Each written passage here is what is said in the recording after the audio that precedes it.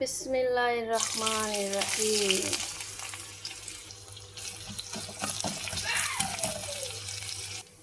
পেঁয়াজটা একটু ভাজা হয়ে আসছে, এখন আমি দিয়ে দিচ্ছি ড্রাই ফিশ।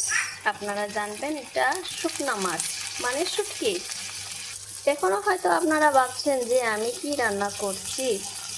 অবশ্যই একটু সময়ের মধ্যে, কম সময়ের মধ্যে আপনারা জেনে যাবেন আমি কি রান্না করতেছি। আর আপনারা এভাবে ট্রাই করে খেয়ে দেখবেন। শুটকি দিয়ে আমি খুব একটা খাবার বানাই না, কারণ হচ্ছে শুটকি আমার ঘরে একটু কম পছন্দ করেন, মানে কি 100% পছন্দ করেন না। এবার আমাকে দিয়ে দিতে হবে